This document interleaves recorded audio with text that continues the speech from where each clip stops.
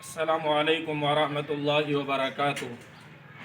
حدیث پاک کے اندر آتا ہے اور حدیث کے راوی مشہور صحابی رسول حضرت ابو ہریرہ رضی اللہ تعالیٰ عنہ ہیں۔ وہ فرماتے ہیں کہ رسول اللہ صلی اللہ علیہ وسلم نے ارشاد فرمایا، الدنیا سجن المؤمن و جنت الکافر، کہ یہ دنیا مومن کے لیے قید خانہ ہے اور کافر کے لیے جنت ہے۔ کیا مطلب ہے؟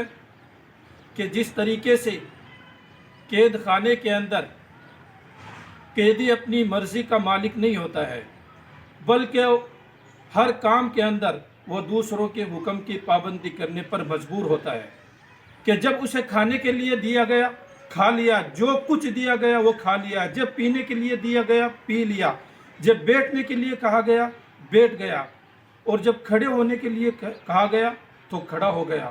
تو قیدی قید خانے کے اندر ہر کام میں دوسروں کے حکم کی پابندی کرنے پر مجبور ہوتا ہے۔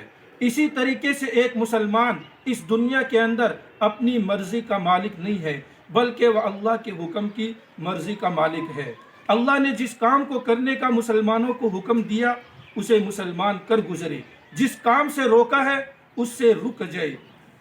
اس لحاظ سے یہ دنیا ایک مومن کے لیے قید خانہ ہے، اور ایک قیدی جس طریقے سے قید خانے کے اندر قید خانے کو اپنا مقصد اور مطلب نہیں سمجھتا ہے، اس کو اپنا اصلی گھر نہیں سمجھتا ہے، بلکہ ہر وقت وہ اس سے نکلنے کی فکر مند میں رہتا ہے اور نکلنے کا متمنی رہتا ہے، اسی طریقے سے ایک مسلمان کو بھی چاہیے کہ وہ اس دنیا کی زندگی کو اپنا مقصد اصلی نہ سمجھے، اس دنیا کے عیش اور آرام کو اپنا مقصد نہ بنائے، بلکہ ہمیں بھی ایک دن یہ دنیا چھوڑ کر کے اس دنیا سے نکل جانا ہے، چلے جانا ہے۔